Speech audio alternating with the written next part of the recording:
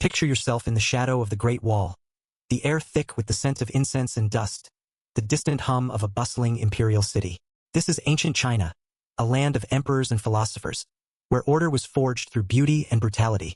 What kind of society would devise punishments so cruel that their echoes still haunt us, centuries later? Today, we're diving into the dark heart of ancient Chinese justice, exploring methods like slow slicing and bamboo torture, brutal tortures that defined dynasties. These aren't just stories of pain.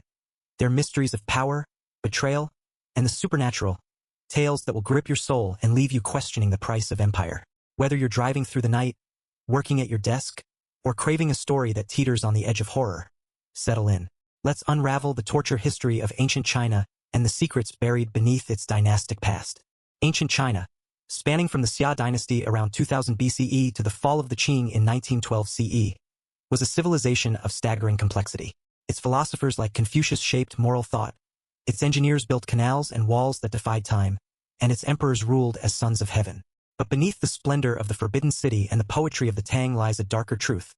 Justice in ancient China was not just about law, it was about control, fear, and divine mandate. Punishments like slow slicing and bamboo torture were reserved for those who threatened the emperor's authority or the harmony of the realm. These weren't mere executions. They were spectacles, rituals designed to terrify the living and appease the heavens. To understand these brutal tortures, we must step into a world where emperors were gods, where balance was everything, and where the price of defiance was paid in blood. Let's begin with one of the most infamous punishments in ancient China. Slow slicing, known as Lingchi or death by 1,000 cuts. Imagine a crowded market square in Beijing during the Ming Dynasty, around 1500 CE. A condemned man, perhaps a traitor or a corrupt official, is bound to a wooden frame, his arms and legs secured with coarse ropes. The crowd watches, their silence heavy with fear. An executioner steps forward, his knife gleaming under the sun, its blade honed to razor sharpness. Slow slicing was a punishment reserved for the gravest crimes: treason, regicide, or offenses against the emperor's divine order.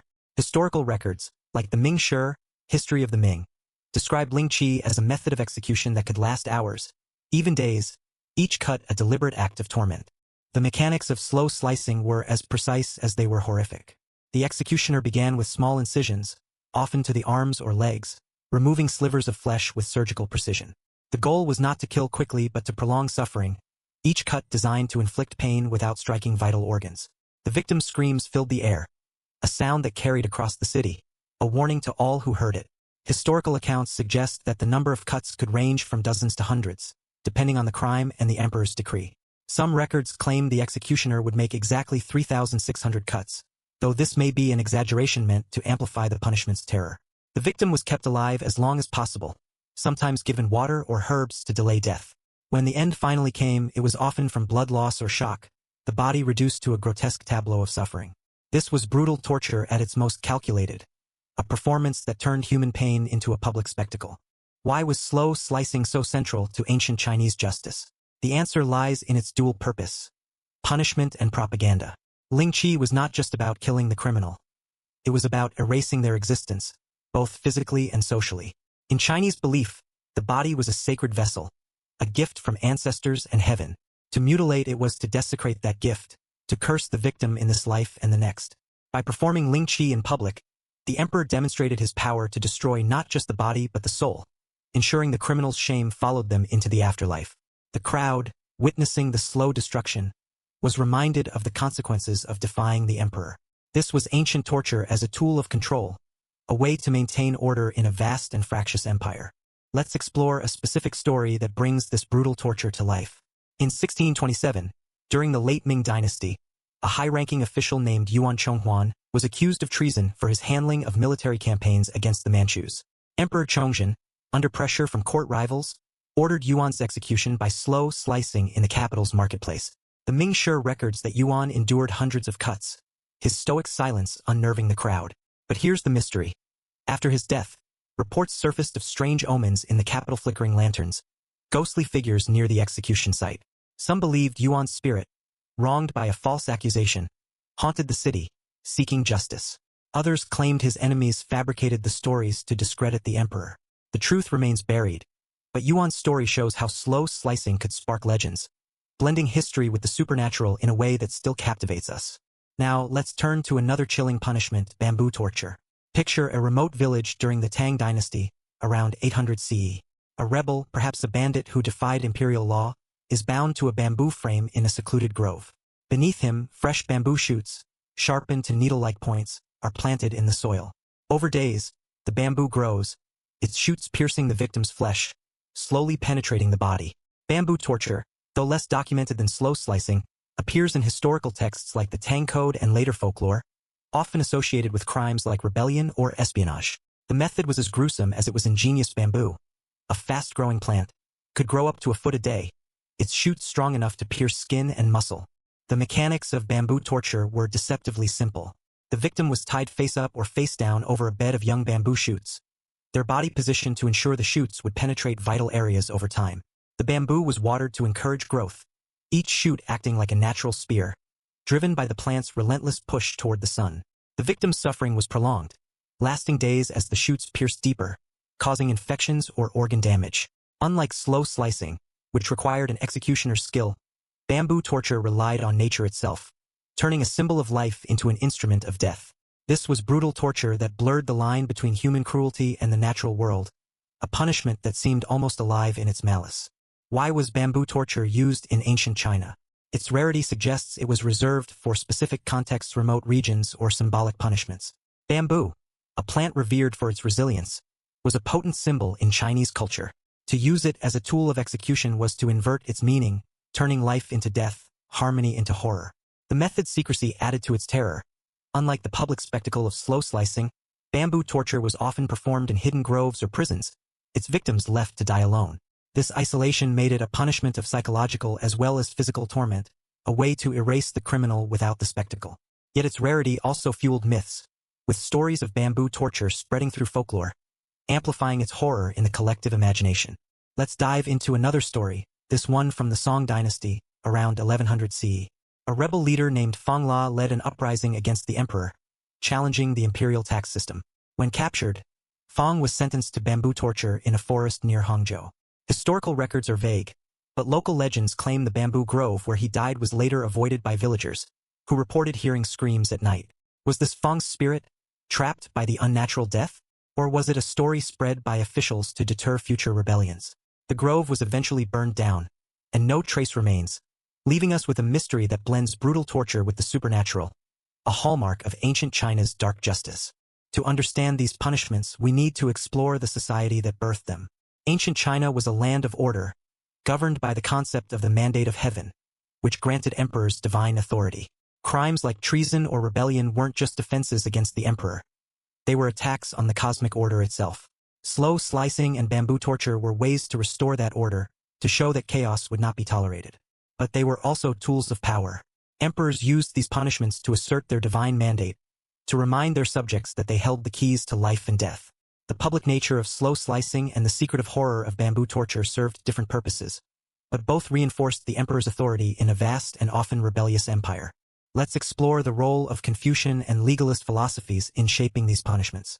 Confucianism, with its emphasis on harmony and morality, might seem at odds with such brutal tortures, but it justified them as necessary to maintain social order. Legalism, a stricter philosophy, viewed harsh punishments as essential to deter crime and ensure obedience. The Tang Code, one of the earliest legal codes from the 7th century, lists slow slicing as a punishment for high treason, reflecting legalist principles. Bamboo torture, though less codified, likely emerged from regional practices, blending legalist severity with cultural symbolism. These philosophies created a framework where brutal torture was not just acceptable but necessary, a way to protect the state and the heavens. Let's dive into another mystery, this one from the Han Dynasty, around 100 BCE. A general named Li Ling was accused of cowardice after surrendering to the Xiongnu nomads. Emperor Wu ordered his execution by slow slicing in the capital, Chang'an. The records of the Grand Historian by Sima Qian described the execution in chilling detail, noting that Li's family was also punished to erase his legacy. But here's the enigma. Sima Qian, the historian, was himself punished for defending Li, suffering castration, a form of mutilation meant to humiliate. Years later, strange writings appeared on Chang'an's walls, praising Li's bravery. Were these the work of loyal followers, or a supernatural sign of Li's vindication? The mystery endures, showing how slow slicing could spark defiance, even in death. Let's explore another tale, this one from the Yuan Dynasty, around 1300 CE.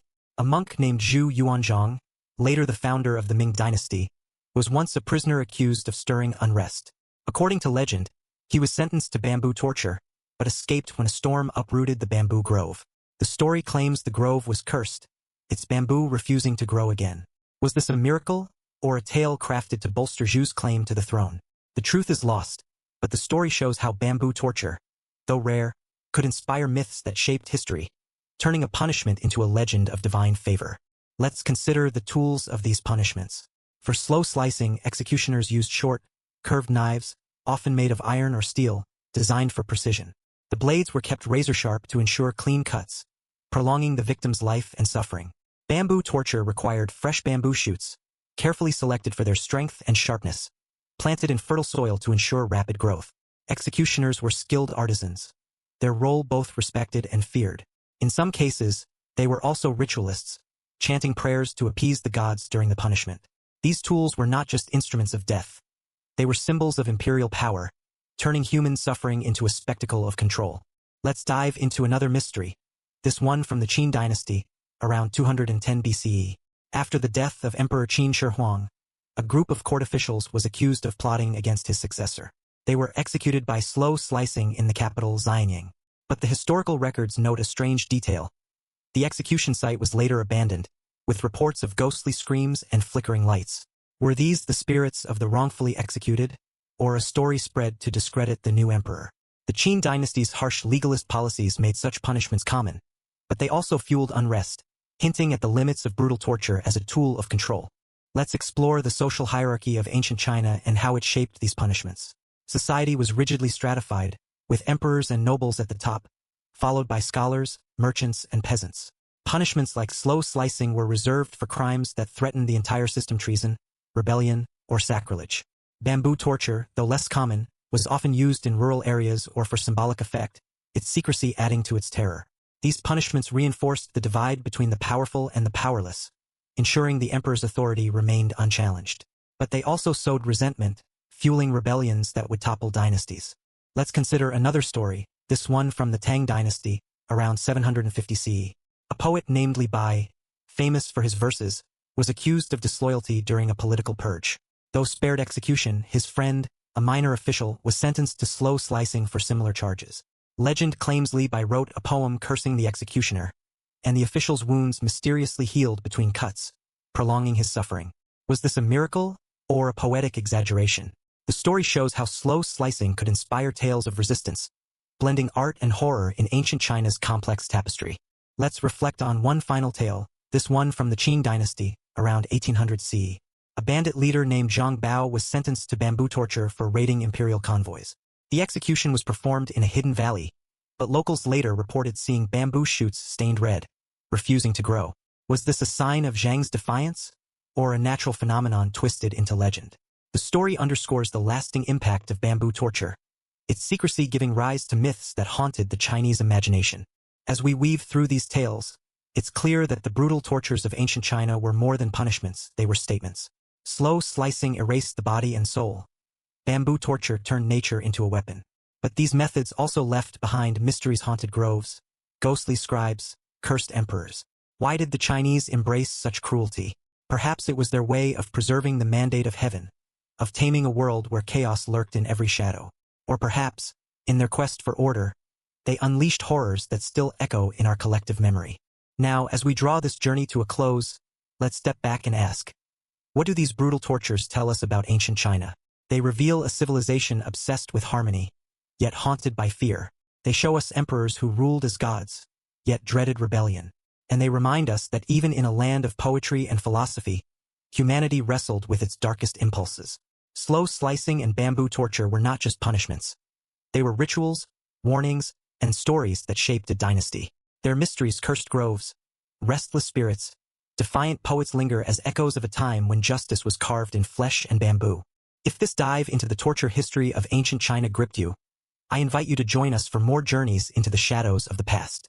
Hit that subscribe button, ring the bell, and share your thoughts below. What's the most chilling punishment you've heard of? Do you think the Chinese were cruel, or were they just guarding their empire?